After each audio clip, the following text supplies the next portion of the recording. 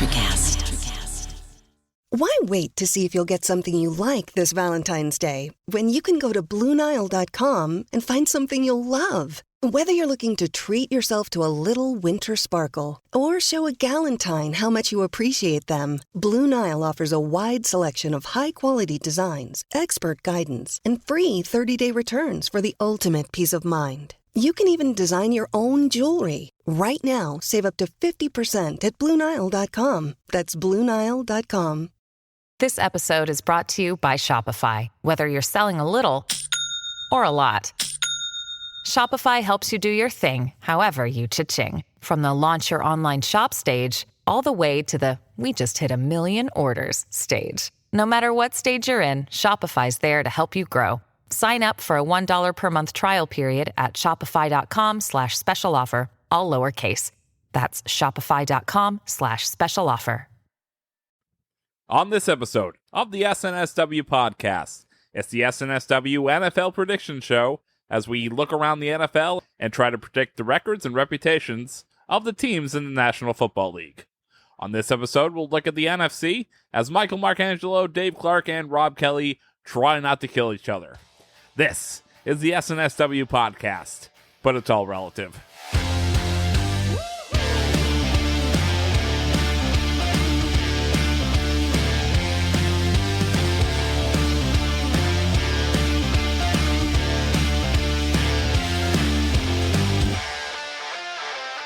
Welcome to episode 5 of the SNSW Podcast. I am Craig D'Alessandro, executive producer of the SNSW Network.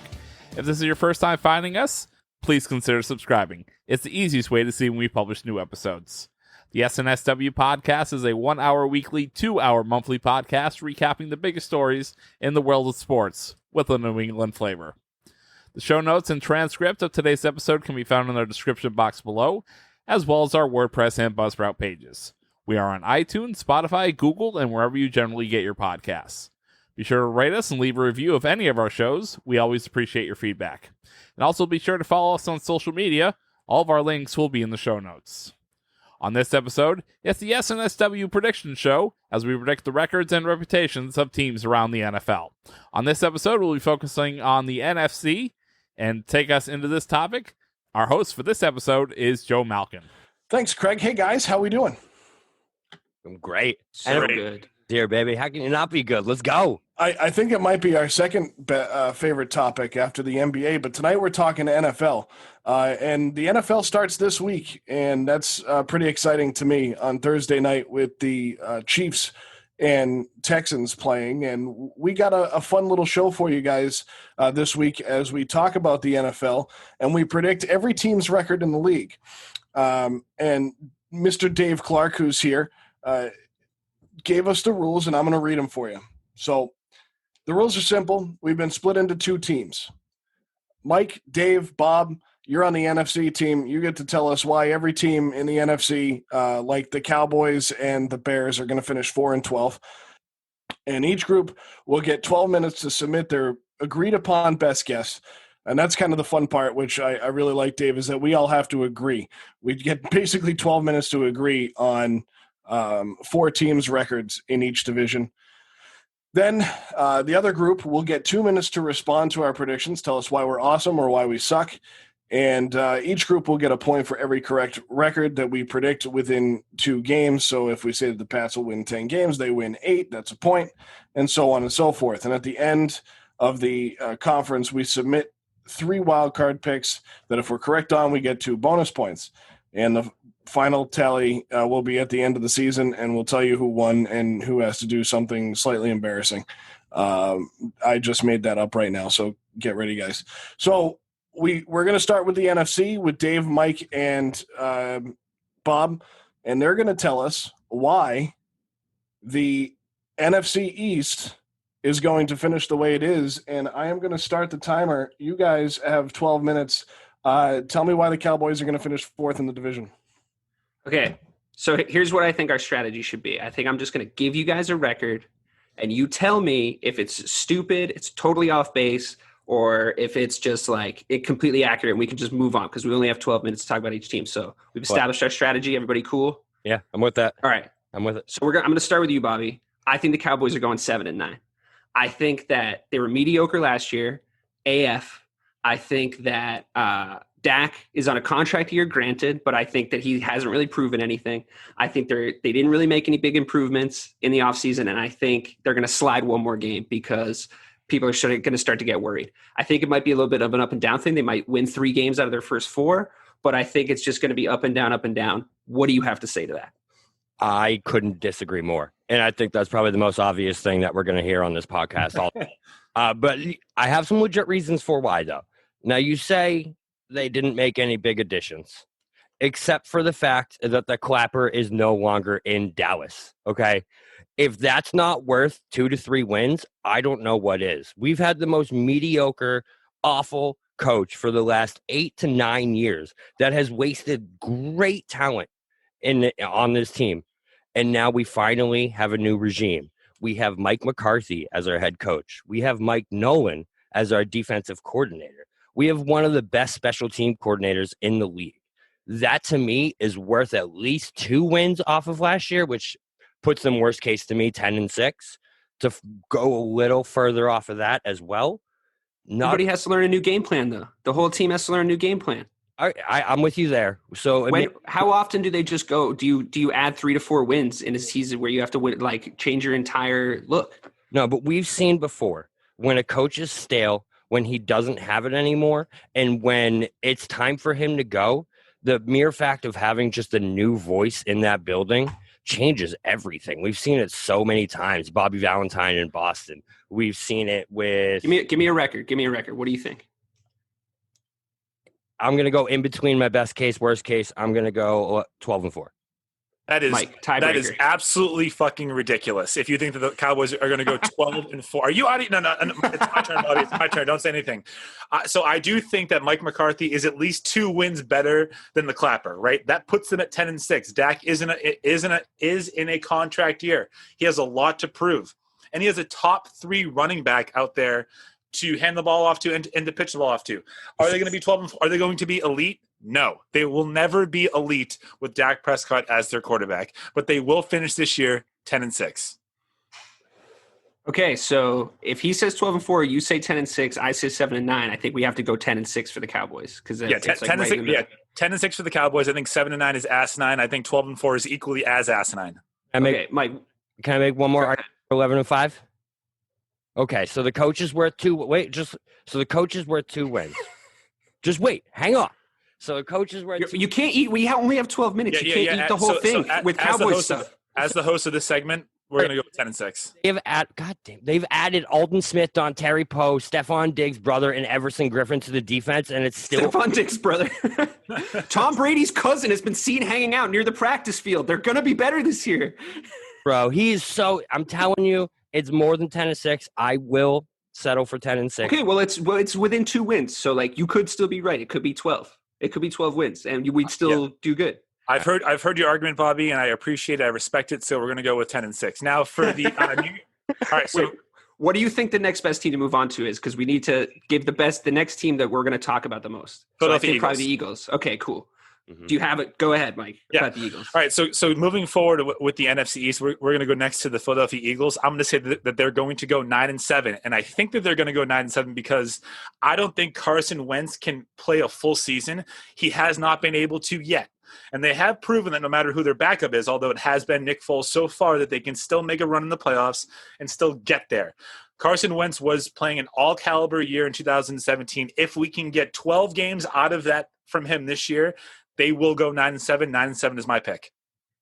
I think 9-7 is best case scenario for that team, and I'll tell you a couple reasons why. First thing, like you said, Carson Wentz is made of just straight glass. If that man goes down without a quality backup behind him, they have a rookie quarterback now behind him. It could get ugly over there very quick, and the reason for that is because they have by far the worst wide receiver core in the NFL. Alshon Jeffrey is old, over the hill, always hurt. Deshaun, he's an anti-Semite. Greg Ward is actually a quarterback by trade. All right. And not only that, but their number 1 draft pick, the guy that was supposed to save this wide receiver core, is already out for 2 to 4 weeks. I think they go 7-9. I see the validity of both your points. I think the thing that I would be definitely worried about with the Eagles is Carson Wentz, because he's yet to record a playoff victory in his life. So even if he does take you in there, like, is he going to be able to do anything? If he takes you to a wild card game, is he going to be able to like stay healthy for that wild card game? And then like, miracles happen to get him a Super Bowl. Like, no, I totally agree with you. 7-9 is harsh in a division where you get to play the Washington football team twice.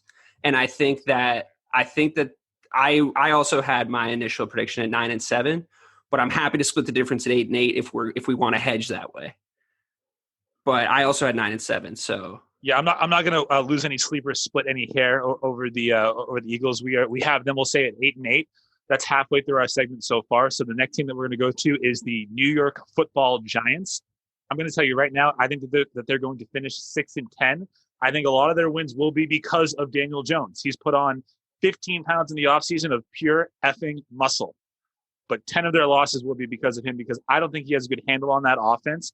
I think they're going to be asking a lot of Saquon Barkley, who, as you saw last year, can get hurt. And when that does happen, that team falls apart. They're going to need Golden Tate. They're going to need their wide receivers core to stand up for them, but they also need the ball delivered to them. 6-10 for the Giants. DK, go. Like I said, Washington football team, yeah, they play them twice, but they also have to play the Eagles and the Cowboys twice, who are both better teams than the New York Giants. Like, yes, they have Daniel Jones now, but I don't think that answers any of their divisional problems. I think that it's one of the most boring teams to possibly ever watch. Like, they just have no flair, like no firepower, like nothing exciting happens with the New York Football Giants in years. And I honestly, my from the heart number is 3-13. All right. Except for the fact that it's a completely new regime in New York as well. So it may not have happened in the past, but everything is completely different now. Rookie quarterback, rookie or third-year running back now, maybe the best running back in the league, and a rookie head coach, the wide receiver coach from the Patriots. I don't even remember his name right now. Not worth it. Right. But I'm in the middle of you guys too. I'm going to go. Hello. Hey, I'm going to go 5-11. Actually, you know what? No, I'm going 8-8. I'm going to change this up a little. Stop it. You are out of your mind. So the reason is because I think, like I said, I think the Eagles and the Giants right now are two teams going in complete opposite directions. So I think the reason I'm giving them 2 is because I think they're going to end up sweeping the Eagles, and they're going to go to 8-8 because of Daniel Jones and Saquon Barkley leading that offense. So we have 3-13, 8-8, and 6-10. Should we just split the difference and just say 5-11? Okay. That works. Bob, all right. I gotta tell you, there is an interesting take I have with the Washington football team, and the fact that I think that they are going to win one game this season. All right. Well, why don't you just take us right there? The Washington football team is next, and DK Sizzle, Dave Clarke has a hot take. Talking about new regimes, Bobby, again, the Washington football team really needs one in its front office, but has one in a head coach in Ron Rivera that I think has kind of proven his mediocrity. I think he can take you to a certain place, but he's building so much from the ground up over in Washington, and they can't stop tripping over their own feet, even in the offseason. They can't even get the basics right. Like, some guy embarrassed them in the offseason by copywriting all their potential names. So they'd have to, which is genius on that guy's part, but how many minds do you have in that front office that got duped by some dude in Georgia? Well, go ahead, Bobby. Funny enough for that one is he actually did that 2 years ago. So he's the Redskins years now. That's how far. I hope he lives in Vegas, because the guy can gamble. That's just a great prediction. Amazing. And I think. So your record is 1-15. That's what we're going to go 1-15. Yes. I'm only giving him one more than that. I'm going 2-14. I thought it was going to be a saucy take. Everybody thinks they suck. I have written in my notes here, the only thing positive coming out of Washington this season are COVID tests and the Alex Smith comeback. So on that note, I have the Washington football team at 5-11 this year. I do think if Alex Smith plays, let's say 10 games, he's capable of winning 5 of them. He's proven that he can kind of make chicken salad out of chicken. You know what? And I do think that they don't have a great team, but they're not 1-15. I just can't believe that. So I'm going to say that the Washington football team is at 5-11. So we have 2-14, 1-15, 5-11 for me. I feel like the right thing to do would be say 3-13, but I am so confident in my take. I really want to say 5-11. Can I give you the karma reason why they're not? Sure. Because they had a running back this season go down for the reasons he went down. And then yesterday they just cut the best running back in NFL history with no one behind him on the depth chart. To me, that just... So now Adrian Peterson is the best running back in NFL history. That's what we're going with? One of the best running backs in NFL history. All right. I'm sorry. But I'm just saying, karma's not with them. There's so many different things about this team that just screen negativity and stay away from me. Even if they miraculously got a winning record this year, it wouldn't be a feel-good story. Nobody'd be like, "Oh, I'm so glad the Washington football team like really pulled it around, really decided to show us all like what they're made of." It's like everyone's still gonna hate them. I'm with that. I think we go as low as possible just out of spite for this team right now. I'm so confident in my one win that like the 2-win cushion that we give up is. I still think we should just go 1-15. Just be like, "Fuck you guys." You know what I mean? You know what? I think the Alex Smith story it outweighs all the negatives that were happening in Washington. As the host, I have the ability to make the decision, but I won't. I will split the difference and say 3-13 for the Washington football team. Whoops! You guys finished with 20 seconds to spare. That's right. And I know that should give us 2 minutes and 20 seconds. But I kept track of not only the records in that, but the fact that Mike dropped the fact that he's the host of the segment twice during that, and the fact that 3 times, and the fact that Bob thinks that them cutting a 34-year-old Adrian Peterson is a bad decision. Let's just quickly go into the fact that while wearing a Dallas Cowboys shirt, he said that Adrian Peterson was the best running back in NFL history. Our time's over. Our time's over. Sorry. So, Craig and Rayshawn, I'm going to tell you guys I don't disagree with any of those records. I think you guys are spot on. I have a hard time disagreeing with any of that. I think that's pretty spot on. That's a pretty easy division to predict if we're going to predict that one first. I know, seriously. Rayshawn? Yeah, I mean, they're the NFC least for a reason. I pretty much share the same sentiment. I do think Ron Rivera is a pretty decent leader, but when you're in Washington, everyone goes to shit over there. So they suck. So next. Yeah, it's where players and I can't say that because hopefully Ron Rivera gets through his cancer bout. But so Cowboys 10-6, Eagles 8-8, Giants 5-11, football team 3-13. That wraps up the NFC East, and now we go to the all-important NFC North with Dave's Bears and Mitch Trubisky, the most non-quarterback in the NFL. Go ahead, guys. 12 minutes starts now. DK. Hear me out. Hear me out, guys. Guys, hear me out. Okay. Just let me paint you a picture of the quarterback competition that has been raging in the city of Chicago. Okay. Nick. We got a guy that everybody doubts. Nobody thinks he can do it. Mitch Trubisky. He's the butt of every joke. And then they bring in Nick Foles, a Super Bowl champion. The reason why they won the Super Bowl.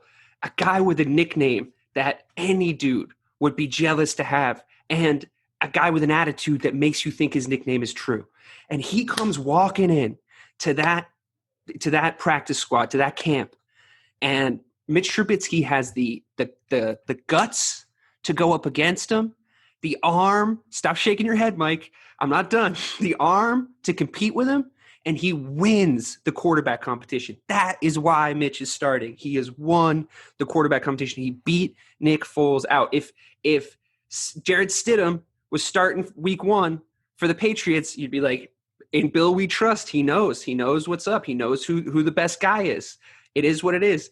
You can't do that with Mitch Trubisky because he's the butt of every joke, and I get it. But he did have a good season. He has technically made it to the Pro Bowl. And I think his trouble was learning the playbook because I think he's a little stupid. That's not to say it's a complicated playbook. Matt Nagy's playbook is complicated. Okay, that's all I'll say. I really do think that we're gonna have an 11-5 record this year. I know he doesn't believe what he just said. Did anyone just hear how high his voice went at the end of that right there? That's earnest. I'm earnestly pleading for you guys to see what I see so we can win this game. So you must be doing some. Okay. You know what? 11-5, fine. I get it. Hometown. I really understand it. Here's the reason why Mitch Trubisky is a starter. They paid Nick Foles too much. He got there. He didn't need to win it. He already got his money. I will tell you, I do think that the Bears have a chance to go 8-8 this year, but that's only if Big Dick Nick gets on the field within 6 games. If they go 0-8 or 0-7 or 1-6 with Trubisky, you're talking about the defense that was the best defense in the NFL 2 seasons ago, and their personnel hasn't changed. 8-8.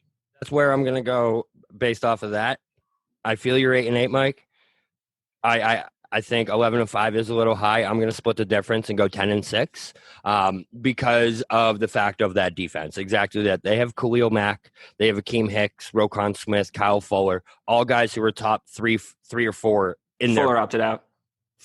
Fuller. Oh, that's right. He did opt out. Goddamn COVID. But then they also added Robert Quinn, former Cowboy great, to that defense as well. And I think that adds another element to that defense. I'll split it. I'm going 10-6. So basically what I've heard is 11-5, 10-6. I said 8-8. So I will be gracious and say 9-7 is our record for the Chicago Bears. Does that sound fair? We could have really pulled ahead on that one. I'm disappointed, but fine. Yeah. Next team. This is my sneaky prediction. I think that the Detroit Lions are going to win this division and finish 10-6. The reason why I think this is going to happen is because obviously as long as Matthew Stafford stays healthy, they have a new defense, and not just any defense.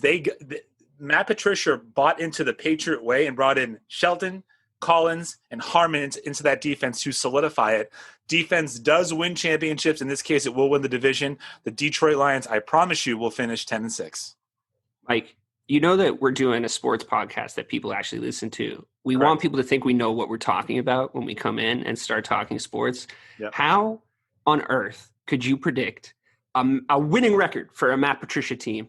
I'm telling you. Never mind and I get it, hometown guy, he was there with Bill. Like, I totally get it. I totally understand it. But he's so bad. He's such a bad coach. And he's in Detroit, which is exactly where he should be, because you're not expected to win in Detroit. You're not. You're expected to give the Bears a good game and give the Packers a good game, but still roll over and take your medicine. The Detroit Lions are going to go 3-13. 3-13 this year. And by the way, they're going to have 0 divisional wins. They're going to lose all 8 of their divisional games, just so you know. So, do you? I did me. All 6. You definitely did, Mike. But no doubt about that. I'm with DK on this one. I don't see the Lions with – the only upside on the Lions right now is DeAndre Swift, who is my favorite rookie running back. I don't know if you guys knew that. I don't know if I've told you yet before. Only a few times. I think that's why Mike padded their record, because I think he has him on a fantasy team too. So he's like – Not only do I think the Lions aren't going to be good, but I'm calling Matt Patricia as the first coach fired in this season, and I think it happens by week 10. Week 10, wow, you're giving him a long rope. Yeah, I see them go. They're going to drop the first 3. It'll get hot, and then they'll win 1 or 2 here, and they'll be like, all right, he's fine. But then they're going to drop 4 in a row. They'll be like 2-7-ish, depending on their bye week, 2-8 by week 10. He's Rex Ryan 2020. He's a perennial underachiever, and he's not good at coaching football. Yeah, he's out by the end of the season. To be clear, Rex Ryan went to the playoffs 2 years in a row. So I'm going to go ahead and use my executive powers this time. That way we have content. You can never have too much of that later in the year. And I'm going to say that the Lions will finish 9-7 this year. That is our agreed upon record. Thank you so much. Our records are going to look so ridiculous now because the Vikings and the Packers are going to have right around the same record as the Bears and the Lions. That's not possible. I think this is the toughest division in football this year. I think that we should go next to the Minnesota Vikings. Listen, I don't agree that Kirk Cousins is an elite quarterback at all. I think that he's proven that he will make a big mistake under pressure. I also think that Dalvin Cook is just one hit away from being injured, and then what? So my guess is the Minnesota Vikings at 8-8. Okay. I can't disagree with everything you just said about the Vikings, because that's most of what I was thinking when I was making this pick. The only thing is, though, is that defense is loaded. We always say defense wins championships. Daniel Hunter, Anthony Barr, Harrison Smith, Yannick Ngakoue just got from the Jaguars. That defense is killer. I don't think you're saying the Lions are going to go 9-7 when you think the Vikings with that defense, in my opinion, Adam Thielen, are going to go 8-8. That just seems crazy to me. Vikings, I have them winning the division at 12-4. Oh yeah, and I'm on drugs. Just to be 12-4. That defense lost Everson Griffin. Give you why? Okay, everyone hates on Kirk Cousins. Everyone says he's terrible because he sucks. That's why. Does not suck. He is a very solid NFL quarterback, and a team with a good defense, he can actually take them places. And we saw it last year. It came down to the home playoff time. Clutch situation in New Orleans. Last second, who threw the fucking ball to the corner of the end zone perfectly to get that win? Kirk Cousins. He beat the Saints in the wildcard round. Who caught that ball? 12-4. Yeah, that's great. Okay, good, DK. I had them at 6-10. I think they were overrated last year. I think they were better last year than they are this year. I think Kirk Cousins is a fraud, obviously, and I think that their defense is super overrated by guys that overrate them, like by naming literally the only 4 good guys on their defense. Like, yeah, they have names, but that's flash. You know what I mean? It's like they're like, oh, we bend, but we don't break. It's like, really? I just watched you give up 28 points a game. So like, I don't agree personally. The Vikings give up 28 points a game. Okay, well, that might have been a touch of hyperbole, but like, I always spot them a few because I hate them. But I had 6-10. I don't see that. I think that they're so lame, and I think Kirk Cousins is like the embodiment of that franchise right now because there's just nothing exciting about them. And 6-10, gross. So we got 12-4, 8-8, 6-10. I feel like the right thing to do here would be to split the difference. Oh, really? And just say 8-8. Also, it was my pick. So we're going to stay with the pick for the Vikings at 8-8. Now I'm going to change up the things that I sent you in the pre-show. Apologize for it. Green Bay Packers. I think Aaron Rodgers, this is the year where you really see him collapse, only because he's going to be asked to not be as much of Aaron Rodgers as he was before. He's going to be told to hand off the ball more. I think that you're going to see a big disagreement between the coach and the quarterback. Again? I also don't think that they have a lot of elite talent on offense. I'm sorry. I just don't think they do. I'm going to say that the Green Bay Packers will finish this year at 6-10. I had 8-8 for the Packers. I think that it's up and down again for them. I think that Aaron Rodgers, I agree with you. I think this is the year we're going to be looking at Aaron Rodgers just start to flounder. That being said, I've been saying that about Aaron Rodgers for about 4 years now, and it might be wishful thinking on my part because he might be still like a top 4 quarterback, and I might just be completely out of my mind. But I think that their running backs are like good on paper guys, and I don't actually think they're going to make like a ton of scoring plays for them this year. I don't think they have a lot of size in that department, and I think that they're going to end up falling back on Rodgers' arm by like halfway through the season, and that's why I think it's going to be like an 8-8 thing. I think they are going to try and protect him, like you said, Mike, and like try to work him less and try to like whatever. But it sounds to me like you think he's going to get into an argument with another coach, so you just think Aaron Rodgers is an asshole then. Well, I just think that unless the game goes exactly the way that he wants it to, where he just gets to roll out and throw it wherever he wants to, then he's going to be upset. You think he's a prima donna? Yes. Okay, fair enough. I'm happy to have that be. I don't know if I thought that before right now, but I'm happy to have that be true about him because I hate him. But go ahead, Bobby. I definitely don't think that's true. And I think yes, he was pissed when they drafted Jordan Love. Anyone would be. You're the starting quarterback and they draft a quarterback in the first round instead of a wide receiver. Yeah, I'd be pissed too. You see him in practice and the training. In training camp, he's sitting there teaching Jordan Love exactly how to throw those screen passes, exactly where to put that ball in those outs. He's not a prima donna. He's actually doing good with the kid. Also, to go off the running back point, Aaron Jones had 16 touchdowns last year. So the man does make scoring plays. Also, they added BC great A.J. Dillon to the mix, who has bigger thighs than Saquon. I had him at 10-6.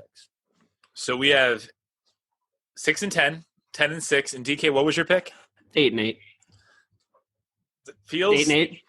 You know what? Everyone in the NFL is going 8-8. You know what? I might make an executive decision here and go with the Packers will finish 6-10. That is going to be our record to submit. We're going to live and die by DK's sword. 20 seconds to spare again, and I have 2 points that I want to jump in on here. Is that Nick Foles is not an uncompetitive human being, and to say there's something else going on there. You don't sign a contract as Nick Foles. Like, he's never treated it like that anywhere. He never treated it like that in Philadelphia.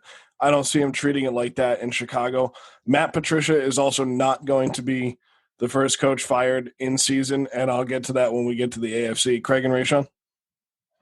I actually disagree with you, Joe. I think Matt Patricia will be the first coach fired. I think this Lions team will be that bad. Also, as for the rest of them, the only reason the Vikings didn't win that division last year is because they lost twice to the Packers. I think the Vikings are actually going to look pretty good this year. That's just me, though. Thank you, Who Craig. cares? Listen, Mike, I love you, man. I really do. But to really with a straight face claim that Detroit's going to go 10-6, let alone win the division. You spoke about Bobby being asinine, bro. You just went asinine times 10. Let's just make that clear. This is still Aaron Rodgers' division. Come on. Listen, I disagree with you on that. I think the Vikings are winning this division. Well, that's cool, and you can like that, Joe. But I like Aaron Rodgers. I'm riding with Aaron Rodgers. To me, when he's on, he's still the best quarterback in the division, and he's still a top 5 quarterback in my opinion. The team just went 12-4 last year. Like, you're telling me they're going to drop off by 6 wins? Now, I think there's going to be an issue what's going on with Jordan Love, and I felt he was pissed off about that, but that may work in his favor where he says, well, you know what? Watch this. I'm going to show you why his ass is going to sit on the sideline, and I'm going to dominate this division like I've done since I've been here in 2005. Well, when he started in 2008. So, like, Aaron Rodgers is still the cream of the crop in the NFC North. I think the Vikings finish second, but Green Bay wins that division. All right, I have to shut up and host and say that we need to move on to the NFC South because I disagree with Rayshawn on so many things there, but I also disagree with Mike. So I'm just going to be Switzerland and tell you that you guys have 12 minutes to tell us why the Saints, Falcons, Tampa Bay, Tom Brady's, and Carolina Panthers will have the seasons that they will. Ready, set, go. Yeah, so I'm not going to waste any time here. Let's just start with the Tampa Bay Buccaneers. I have them at 12-4.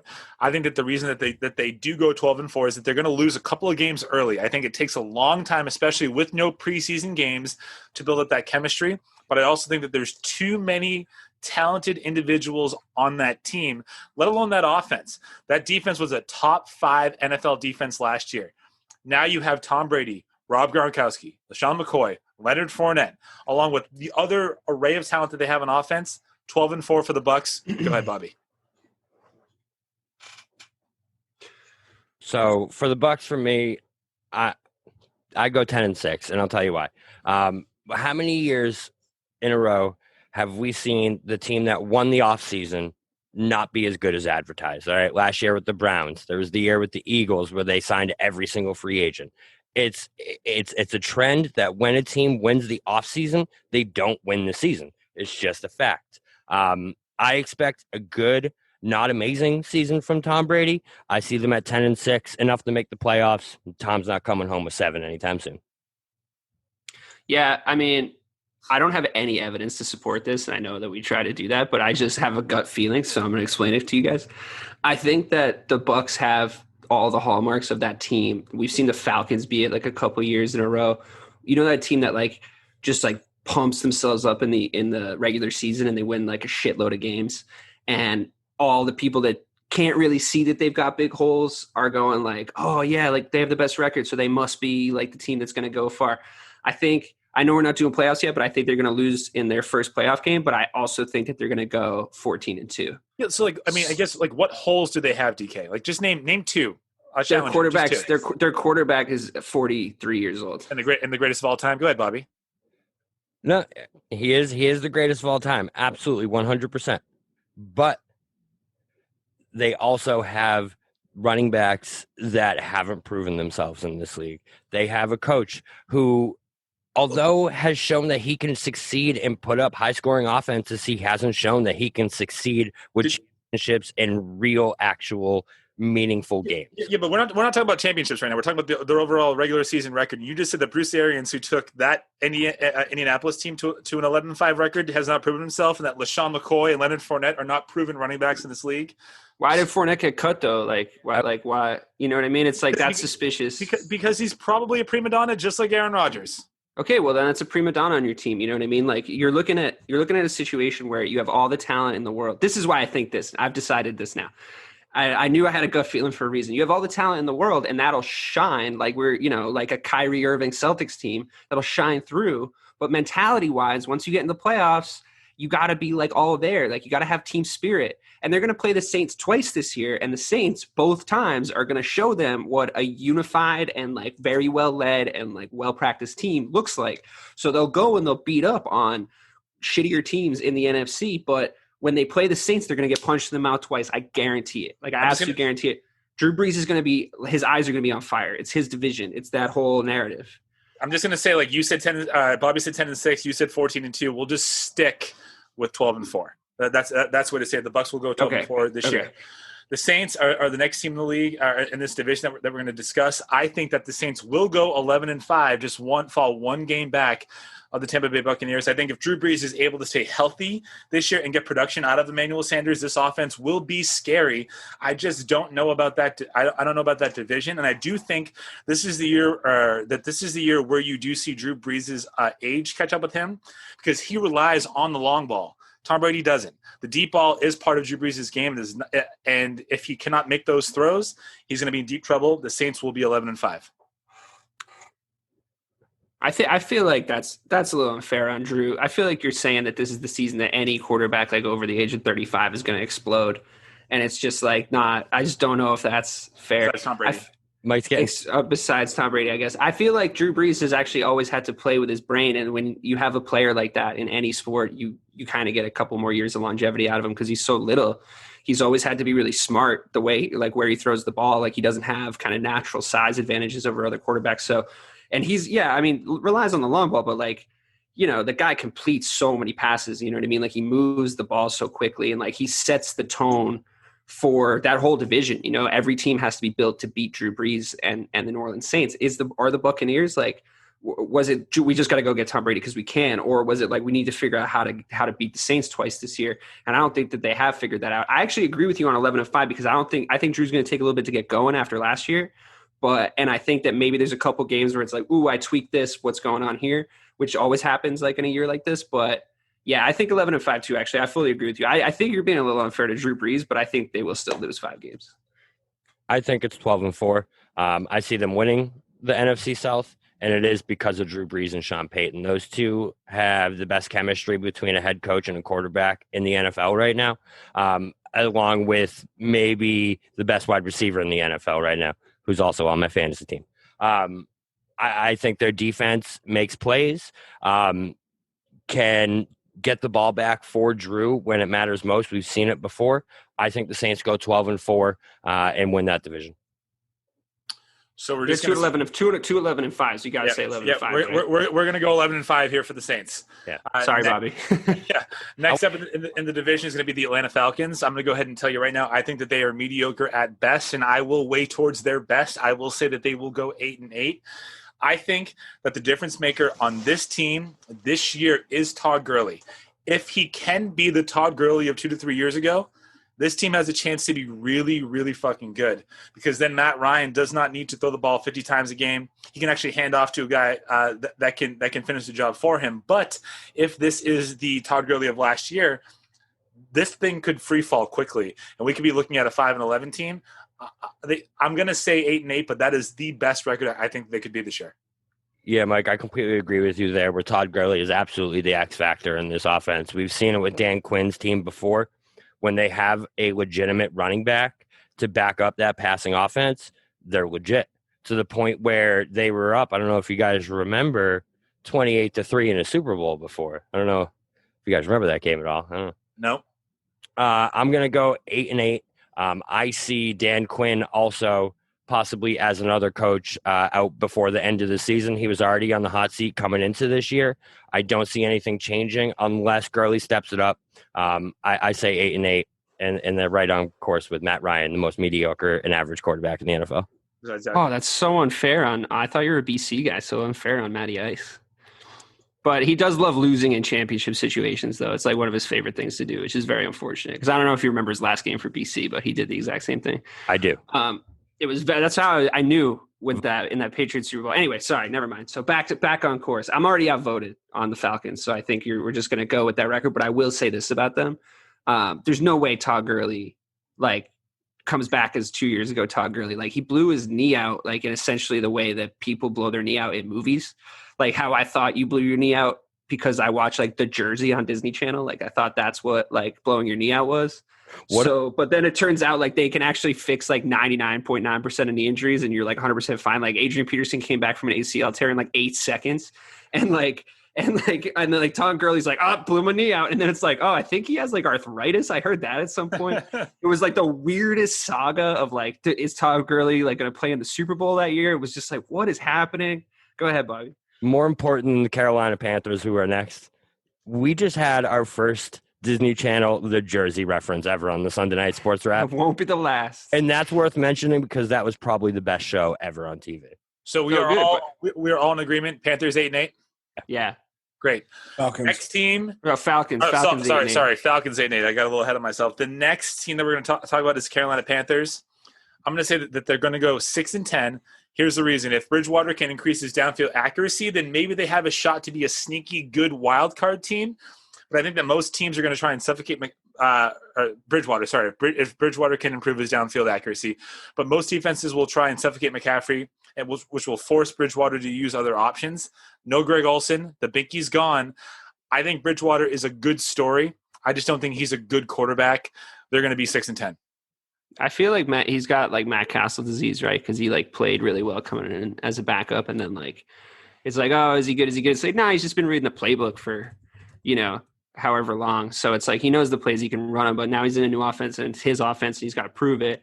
He kind of reminds me, I don't know if you guys remember Chad Pennington, but he kind of plays like Chad Pennington, where he's wicked accurate over 3.6 yards of a throw. But if you ask him to throw 6 to 12 yards, it's no telling where it's going to go, And I remember I watched Pennington complete 80 passes in a row one game, but they were all for 2.6 yards. And I completely don't know if those numbers are accurate, but yeah, I feel Bridgewater's not the real deal. They are going to rely on McCaffrey. He's going to get just bumped and beat up for the entire season. He'll put up numbers. If you have him on your fantasy team, don't worry. He'll still score all their touchdowns. But yeah, no, I think, what would you say, Mike, the Panthers records? You said 6 wins? 6 wins sounds good. I'd go with 6 wins for the Panthers. Yeah, it might be high. I feel that might be high for the Panthers, but I would take 6. Yeah, I think it's a little high. I have them at 4-12. This is a complete rebuild. There is absolutely nothing left from that original Carolina Panthers team. Everyone is gone. Even the star-studded linebacker Luke Kuechly, another BC great. At 4-12, Matt Rule is going to be a good coach. I really do believe that, but this is not the year for that. I think 6 is too much. I think it's 4-12. Call it 5, Mike. 5 is fine. Yeah, I'll say 5-11 feels like the right thing to do here. So we have the Panthers at 5-11 this year. Okay, cool. Wow, 1:05. I thought we were going to go over with that Buccaneer talk at the beginning, but I just want to. You guys are hilarious. Where Bobby makes the comment about Peterson, and then Mike completely turns it around and uses it with Brady after giving Bobby shit about using it for Peterson. Literally said the same thing. And then Bobby with Boston College. I mean, first of all, every guy from Boston College is the greatest, and then it comes to Matty Ice, and you're like, this guy sucks. He's terrible. The reason for that, I know we're not supposed to talk right now, but I feel like I have to back that up, is because of the Virginia Tech game where that game after he won that Virginia Tech game, that was such a letdown to me that I will never forgive him for that. He's toast to me, and he always has been. So I personally agree, and I like Matt Rule as well. I think that he's going to have a tough time coming from Baylor, from the Big 12, and then coming into this division with such a tough team, because the Falcons at 8-8 and the Panthers at 5-11. I don't know if the Panthers will win a conference game, and if they do, they're going to have to squeak one out against the Falcons. But Craig and Ray, go ahead. We got about a minute. I just have Bobby took the words right out of my mouth because this Patriots team, this Buccaneers team this year, I know, right? Just reminds me so much of that goddamn 2011 Eagles team. Mm-hmm. Because they came in, dominated the offseason because they could spend the money because they were just coming off a CBA. They could spend as much money as they want. They loaded up Nomni Asamoah at cornerback and all those other players, and then they just stunk. This team just has that stink of them this year. And sure, they added all those weapons in this offseason. Mike Evans, Chris Godwin, Gronk, O.J. Howard, LaShawn McCoy, and Leonard Fournette. Great. Only 3 of those guys were good last year.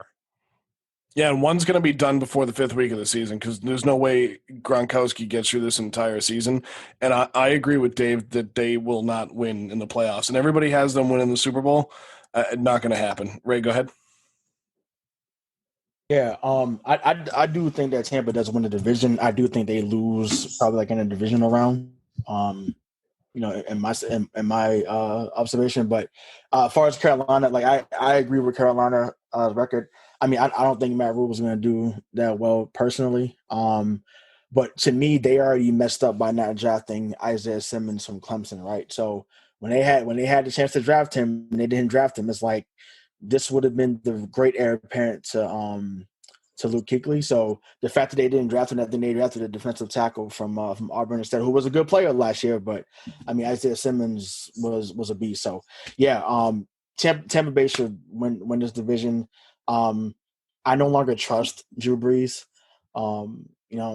Yes, we're disagreeing a lot here because I didn't mention it, and I don't mean to cut you off, but I actually think the Saints are going to win the division, and the Buccaneers are going to be a wild card team. Mm-hmm. Oh, I mean, either way, both teams will make the playoffs. Absolutely. But I think with Drew Brees, I mean, how many chances can you get? I mean, the guy's been to the playoffs. They had a few 8-8 years as well down there in New Orleans. So, they say who that going to beat those Saints, but it seems like everyone's beating those Saints. So it's just a matter of is he actually going to get it done? Once again, he has the talent there, but somehow, some way, they either get screwed or they screw themselves. So. All right, and on to the last division in the NFC, the NFC West, where we have – this is an interesting division to me, so I'll let you guys take it. The Seahawks, Cardinals, Rams, and why am I blanking on the 4th team? Niners. The best one. No, all right, sorry, guys. Go ahead. 12 minutes starts now. All right, I'm going to go ahead and just lead this off here. I think that the Seattle Seahawks will win this division, will be probably the number 1 or number 2 seed in the NFC. I had the Seahawks at 12-4. I think that because the offensive line has been secured, they will need to give Russell enough time to make the throws to his wide receivers and to Greg Olsen, who will come in handy for them in the red zone. Seattle is at their best when they do the ground and pound, along with the tough defense. I think losing Clowney kind of sucks for them, but I think this is the year that Wilson cements himself as a top 3 NFL QB, maybe even wins the MVP. The Seahawks will be 12-4. I completely disagree with that. I think the Seahawks are maybe the most overrated team in the NFL right now. What they do and what they have done for years is they rely on Russell Wilson. You say they secured the offensive line. Why wouldn't you? I just rely on your best player. Just go why everybody does that. You need to rely on him, but you got to protect him and actually give him something that he can actually work with there. I mean, I know he has Lockett and Metcalf. And honestly, I think that they're one of the best wide receiver duos in the league now. I just don't see it. For years, this team has been average, even though having one of the best quarterbacks in the NFL. You guys hate on the Cowboys so much how they can't do anything in the playoffs. Guess what? These guys lost to the Cowboys in the playoffs, all right? They are a mediocre football team at best who have nothing short of Russell Wilson, DK Metcalf, and Tyler Lockett. I see them at 9-7, and that is strictly due to Russell Wilson. If Russell Wilson goes down, God forbid, this team goes 3-13, 4-12. They literally have nothing outside of him. Nothing. I sort of actually agree with a couple of things you said. I think I'm glad you put some respect on my namesake with DK Metcalf, though. I love that guy because we share made up initials. But I think that you're being a little unfair to the Seahawks, and I think that Mike might be puffing them up a little bit. But you can't really, in the same sentence, be like they don't have anything outside of Russell Wilson. Also, DK Metcalf is good. It's like that doesn't work. It doesn't work like that. It's like they either do or they don't. But it's fine. I totally see what you're saying. And Jamal Adams. But I was also thinking, I was going to lean Mike, but then you reminded me that they lost to the Cowboys in the playoffs, which is bad. And then we're also not talking about the playoffs. And I think that the whole crowd thing was like made up for them. I don't really think that was like, oh, people are coming in scared, and like the decibel levels like a few years ago is like, yeah, whatever. But yeah, I think Russell Wilson is really good. I've always thought he was better than it seems most people think that he is. And I think that he does have weapons, like we've been talking about his weapons. And I think that Greg Olsen, former Bear, is perfect for that system. And I'm leaning like 12-4 with the Seahawks. And even if they were 10-6, I'd still think they'd win that division, to be honest with you. But before you make your executive decision, Mike, let's just remember the Legion of Boom is a very long time ago. That defense is no longer good. Yes, they have Jamal Adams. They just acquired him. But did that make the Jets defense good? No. You have Jamal Adams with That's not fair. The Jets are where people go to die. That's a terrible comparison. Seattle's defense right now, besides Jamal Adams, jumps off the page at you. Absolutely nothing. Bruce Irvin. Nothing. Bruce Irvin? Bruce Irvin, yep. Yeah, I mean, he's all right. He's not amazing, no. Jerron Reed. Yeah. Yeah, so the executive decision has been made. It's 12-4 for the Seattle Seahawks. Next, we're going to go to the San Francisco 49ers. I'm posting all my posts after this. No, you're on our team. These are your official predictions for the season. I feel like I should have been on Craig and Joe's team. They seem to be agreeing with me. You're trying to jump. We're in the last division. We've almost made it to the end, and you're trying to jump ship. Nobody's even played a game yet. Jesus Christ. I just want to say, just 5 seconds, I am going to strongly disagree with you in my 2 minutes, Bobby. Okay. That's how I know that I'm right. So now the San Francisco 49ers are going to go 9-7. I think Jimmy G is a good quarterback. I think that the Super Bowl hangover is real. I think losing Goodwin and Sanders will make it harder for him to get the ball downfield. He'll have to focus more on Kittles, and that's not going to be good for anybody. 9-7 for the 49ers. Bobby, go ahead. I disagree. I think the 49ers are real. What else is new? You don't even want to be on this team. You don't even go to the school. Thanks for posting. I'm just saying what I'm thinking. Listen, I think that this team is real. Not only do they have probably the best running game besides the Ravens in the league, but they also found another big piece of that running game in the playoffs in Raheem Mostert. They added another piece to that running game that was already second. Actually, I think they were first in the league last year. They got Tevin Coleman, Raheem Mostert, and then I think one of the more underrated wide receiver corps in the league. I think Deebo Samuel is an absolute stud and a playmaker. Plus, no one even mentioned Kittle coming over the middle. All right. Oh my God, he's rhyming now. Dude, I just did. They're the 49ers, a defensive team. Hold on. Before you do that, what's their record, Bobby? 13-3. Oh my God. You know what? You should go on the other team. Yeah, we don't want you. They were 33 last year. All right, Jimmy G's another year old. They gave up 21 points in a quarter in the Super Bowl, Bobby. They're all going to be so upset all year. Mahomes. It doesn't matter. That's not how players think. Team that played the 49 or every team that played the Chiefs in the playoffs last year gave up 21 points to Patrick Mahomes in the fourth quarter. So no, that's just an untrue statement. That happened like 2 times, and both terrible teams in the playoffs. Terrible teams. Yes. This is gonna be the new Raptors because the 49ers stink. We're gonna go. That's what we're gonna do. All right. The 49ers fucking stink. Do not. That team is going to go 13-3. At absolute worst, that team is 11-5. Doesn't Richard Sherman still play there? Yeah, and he was a stud. He's going to cry for the entire season about that. Are you kidding me? Have you ever heard him speak? I don't even want to gang up on Richard Sherman because I actually think that there's upsides to his personality that we didn't initially see. DK pick for the 49ers. 7-9. That's out of spite right there. I was going to say 9-7, but then you made me mad. They stink. All right, so why don't we just split the difference and just call them 10-6? Is that fair? Fair. Okay. I don't know where their 10 wins are coming from. That's outrageous. Me neither. I'm just being magnanimous. Now, embarrassed for those 10 teams that lose. Sorry, go ahead. The next team is the Arizona Cardinals, and I think that I think they're going to be a sneaky good team. I think the best wide receiver in DeAndre Hopkins will just help Murray in his sophomore campaign. I also think that Drake, as running back, is really good. I think Fitzgerald, Kirk. You know what? I like this offense. I'm going to go ahead and say that the Cardinals will be 10-6. Dude, I think that Fitzgerald should be in like the N1 league at this point, if there was one for football. He's like 1 million years old. I think that's such a crazy thing. It's Kyler Murray's sophomore season. He's due for a slump, especially a player like him. I think that he's coming in. People kind of know what he's about now. There's game tape on him. It has all the red flags, all the hallmarks of a slump offensively for him. He's not going to be able to move the same way. Like, they're going to trap him. They're going to spy him. It's going to be so predictable and obvious. 6-10. I'm with Mike on this one. Wow.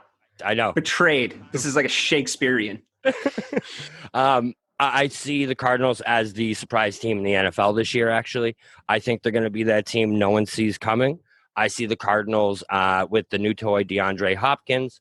I think Kyler showed last year why they had to give up Rosen and go up and draft him and give up on the pre-regime's plan, I guess.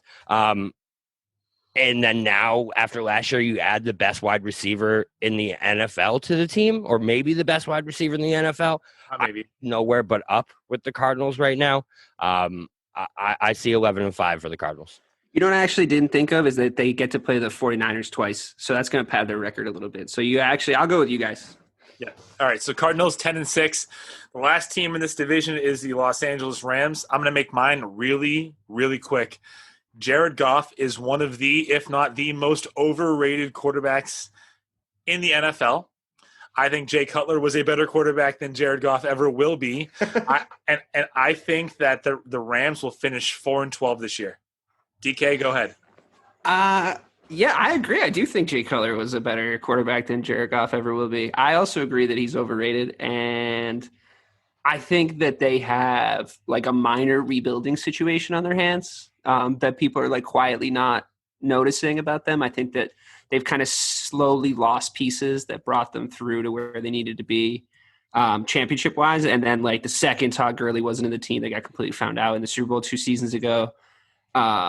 They handled him like I was kind of making the point about Gurley earlier, how weird the injury was, and they handled him so poorly that I just feel like that's just bad juju for me. You know, it's like, it's bad front office care. It's bad anytime in any sport where you get like, why aren't the medical staff good? You know, like, why didn't you, it's just like, you don't hire good people. You're not run well over there. Like, there's just organizations that are run well and organizations that aren't. Like, Ryan Pace is my GM, so like, trust me. But yeah, I think 8-8 for the Rams, best case scenario. For the first time in this entire thing, I agree with both of you. We said different things. No, but you both said the Rams are overrated, that they're not going to do anything this year, and I agree with you. It is completely just because of Jared Goff. I think Jared Goff is bad. I don't think he's average. I don't think he's anywhere close to a quarterback that you can win with in this NFL. I think as soon as you took Gurley out, like you guys said, he got exposed. Not only that, but as soon as the league saw how Belichick handled McVay's offense, it was a wrap. It was over. And not only that, the way that he straight up S Bills D right on the 50-yard line before that to me just was the end of the Sean McVay war. I'm just happy to be here, guys. I'm just happy to be here. Well, I respect you. So in the Super Bowl, what the hell are you doing? And that was when Bill knew he had him. But I like you said, I don't think he has Gurley to lean on. The prototype for NFL success 2 years ago will now be in the NFL and the NFC basement in 2020. I see them at 6-10. All right, so 6-10 is where we will put the Los Angeles Rams. Go ahead, Joe. I'm going to let Rayshawn take the lead on this one because I have a lot to say, and I feel like Ray might too. Yeah, I think there's a lot of disrespect for the San Francisco 49ers. Yes, they were up 10, and they ended up losing the Super Bowl. But since Jimmy G's been there in 2017, they've done nothing but win when he's been on the field. When he's not on the field, then you could say they're pretty trash because they are. That's a fact. The ball's not going to be in his hands for him to either win or lose the game, in my opinion. So that's what's going to help them still be successful. I think they drafted a lineman to help out the offensive line in the first round. So San Francisco is going to be fine. That being said, I have Seattle winning this division. Russell Wilson, when he's on, is also a top 5 quarterback. And I think that, yes, they lost to Dallas. I mean, that's never a good thing. But I feel like when he's on, like I said, he's a top 5 guy. And I think they have another Super Bowl run in them. I'm not saying it will be this year, but I think they have another run in them. So with the progression of DK, Metcalf, getting Jamal Adams was huge. Listen, the Jets, that's like what he did there was irrelevant, but he was a good player there. So they get another Pro Bowl guy in the secondary. I believe that he's going to do well. And I just think, like I said, that division usually shifts back and forth. And to speak to Mike's point earlier, the NFC North is not the most competitive division. It's actually the NFC West, if you ask me, especially now with someone like Kyler Murray coming in there, being someone that had a good rookie season. And I don't see him having a sophomore slump. Like, he throws really well. He can run. So whether they have a spy, 2 spies, I spy, you spy, we all spy, whatever, it doesn't matter. I think that he'll have a good season. But like I said, I got Seattle winning it. So go ahead, Joe. Craig, go ahead. I actually defer my time to you because I know you're just going to go on. Yeah, I am, because the Seahawks are absolutely going to win the West. And Bobby, I mean, you sit there and you're like, well, they don't have any weapons. Well, Chris Carson is pretty good in the backfield. Tevin Coleman is now there. They do have an old Greg Olsen, but that you're just adding a veteran onto a veteran offense. Their defense has always been a good defense. And no matter what you say about Russell Wilson or say about his head coach, Pete Carroll, since 2011, the Seahawks have gone – since 2012, 11-5, 13-3, 12-4, 10-6, 10-5-1, 9-7, 10-6, 11-5. There's no way they don't go 12-4 with the way they've bolstered that team. And just their track record, it doesn't speak to going any worse than that. The 49ers, also, all of you are giving them so much disrespect. They're 11-5, but they finished second in the division. They get the wild card. Shanahan is a plus as a coach, and the reason why Jimmy Garoppolo, the galloping chicken, is going to be a good NFL quarterback is because he learned how to be a game manager under Bill Belichick, and he's learning how to be a quarterback under Kyle Shanahan. That 49ers team, to me, and this might be the hot take of the NFC side of things, is like Chiefs light. That to me, that's what they are. And for to Dave's point about Richard Sherman crying, Richard Sherman is one of the most intelligent players in the NFL, and I just think he's very emotional. And I don't think in 2020 you should make fun of him for crying. And that's all. And the last thing I have to say, the Rams. The best thing for the Rams owner, Stan Kroenke, is that Dan Snyder is still an NFL owner. Yeah, that's correct. So just kind of give a little bit of a rundown here. For the NFC East division winner, we have the Dallas Cowboys at 10-6. And then for the NFC North, again, executive decision. We're going to put a little asterisk on this. I'm going to pick the Detroit Lions at 9-7 to I think that's going to – they just lost us this game.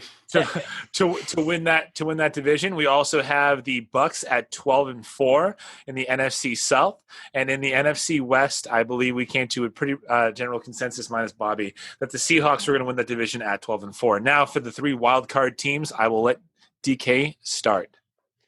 So I think, despite my objections, our first wildcard pick is the 49ers, right? We're putting them through to definitely be second in that division. I think it's the Saints. Okay, fine. Well, I thought they were going to win the division, but fine. We'll say Saints. Okay, fine. We'll say Saints is our first wild card pick. At what do we say the Saints were going to finish at? 11-5? 11-5. Yeah, okay. We'll say the Saints for our first official 2-point bonus wild card pick. Who did we put through? Who else did we put through as wild card? I think the next logical decision is either the Cardinals or the 49ers. We have them both at the same record. I think we should probably lean more towards Bobby here and say that the 49ers are talented. They will make the playoffs. I mean, my pick would be the 49ers at 10-6. Yeah, I'm with 49ers. Okay. And the final pick, our final wild card submission, I think we have to go ahead and just say Bears? that it will be a 9-7 Bears team that makes that the wild card. We can't, but we picked the Cardinals at 11-5. Yeah, but they're in the same division, though. You can still have As the 49ers. wild cards. You can still have 2 wild cards from the same division. Yeah, I don't know how it works with 3. Yeah, but I think that we have to pick the Cardinals because they have a better record, because we can't do a consensus of 10-6.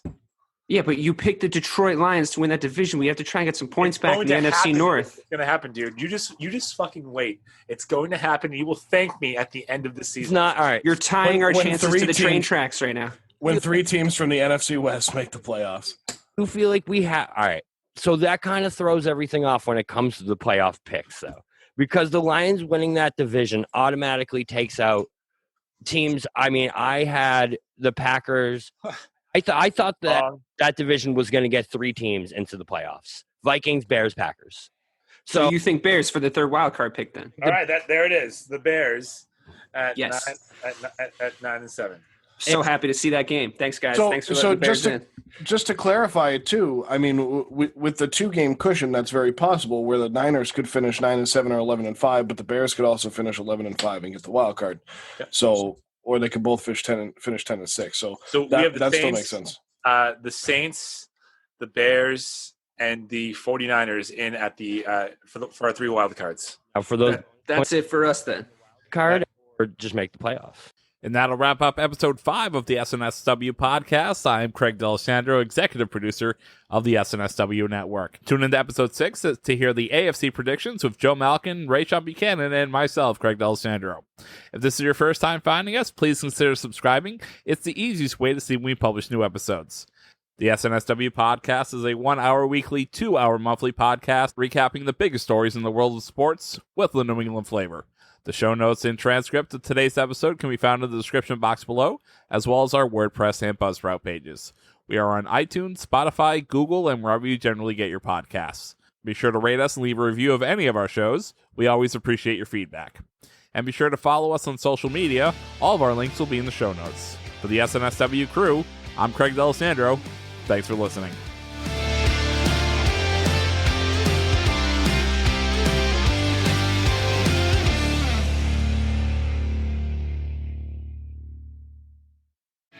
If you're a working professional wondering what's next for your career, you've come to the right place. Whether you're looking for a promotion, growth, or a potential career transition, look no further. With over 30 years working in a variety of industries, I share my insider knowledge with those ready to get ahead on Career Advancement with Craig Ansell. Tune in to get your strategies for success.